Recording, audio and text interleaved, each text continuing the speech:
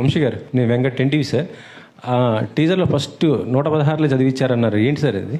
Cinema ఖర్చు ఎక్కువ అయిపోయింది, ఇంకా డబ్బులు లేక లాస్ట్లో తక్కువ చదివించారు. లేదు సార్, అనౌన్స్మెంట్ అయింది, ఇంకా మా దగ్గరకు రాలేదు 116. మీ ముఖంగా అడుగుతా. Okay okay. అంటే మొత్తం కూడా ఇప్పుడు ప్రొడ్యూసర్గా మొత్తం కూడా మీ సిస్టరే చేస్తున్నారా? అంతే అంతే. ఈ సినిమా వరకు ఏదన్నా తనే చూసింది, అందుకని నాకు డబ్బులు లేక లాస్ట్లో తక్కువ చదివించాను. మీరేమి సజెషన్స్ ఇచ్చారా ఆమెకి ఒక ప్రొడ్యూసర్గా ఏంటి? ఇంకా చెప్పాను కదా, ఇప్పుడే లెర్నింగ్ స్టేజ్లో ఉంది కదా, తనే అన్ని నేర్చుకుంటుంది.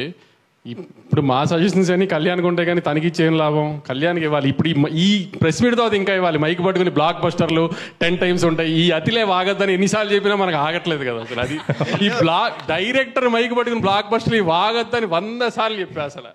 లేదండి, ఇంతవరకు చెప్పలే, బట్ ఇప్పుడు తీసుకుంటాం.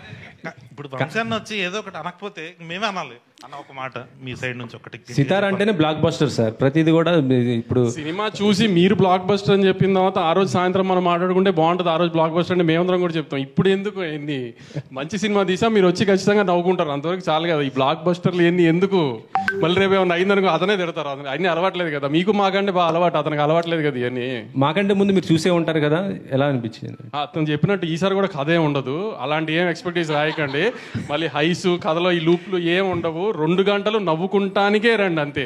ఇంజనీరింగ్ కాలేజ్ చదువుకుని ఇంజనీరింగ్ సంబంధించిన ఉద్యోగం చేయకూడదు అనుకున్న ఒక 3 ఎదవలు ఒక మంచివాడిని ఎదవని చేసే కథ ఇది. మళ్ళీ యాస్టీస్గా ఈసారి హైదరాబాద్లో చేసిన అరాచకాలన్నీ అయిపోయినాయి, గోవా షిఫ్ట్ చేసాం.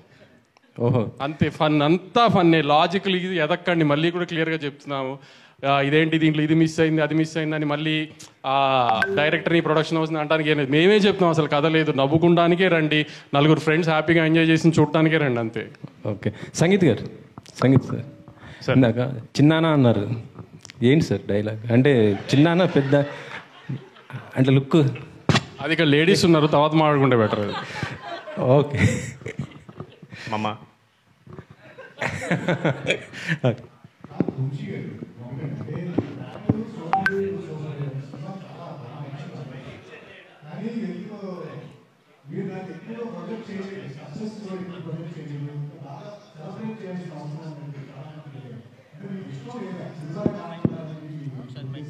అంటే రిలీజ్ తర్వాత అంటున్నారా ముందు అంటున్నారా?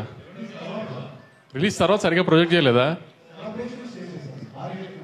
అంటే అంత ఎక్స్ట్రోవర్ట్ కాదు సార్ మేము. అలా అంటే సంగీత్ కూడా సినిమాలో కామెడీ కనబడుతుంది కానీ బయట ఎవరు మాట్లాడరు.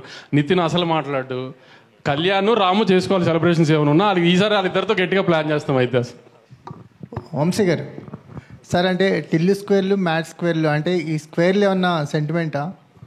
అంటే మ్యాడ్ మ్యాక్స్ అని పెడదాం అనుకున్నాము. మ్యాడ్ మ్యాక్స్ అని హాలీవుడ్ సినిమా ఒకటి ఉంది, ఇప్పుడు ఆ దగ్గరికి రైట్స్ కొంటాం కంటే ఇంకో 10 సినిమాలు తీసుకొచ్చి అని మ్యాట్ స్క్వేర్కి మార్చాం.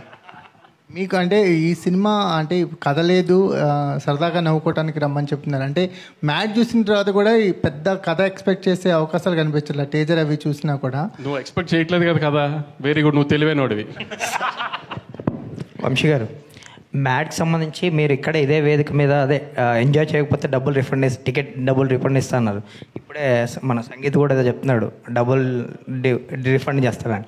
ఏంటి సార్ ఈసారి ఏం చెప్పబోతున్నారు, ఎలాంటి ఆఫర్ ఇవ్వబోతున్నారు మ్యాట్ 2? ఈసారి కూడా యాజ్టీస్గా ఇంచుమించుగా డబ్బులు వెనక్కి ఇవ్వను, ఖచ్చితంగా డబ్బులు వెనక్కి ఇస్తాను సారీ. కానీ ఈసారి వీళ్ళు 4 డబ్బులు ఇస్తాను, ఎందుకంటే ఈసారి వీళ్ళకి బాధ్యత ఇచ్చాము. లాస్ట్ టైం మాది బాధ్యత అంత కొత్త పిల్లలు, ఈసారి అంతా లాస్ట్ టైం స్టార్స్ అయిపోయారు కదా. ఈసారి కానీ మీరు కానీ సాటిస్ఫై అయిపోతే వీళ్ళు 4 డబ్బులు కట్ చేసి మీ అందరికి పనిచేస్తా. కళ్యాణ్ గారు,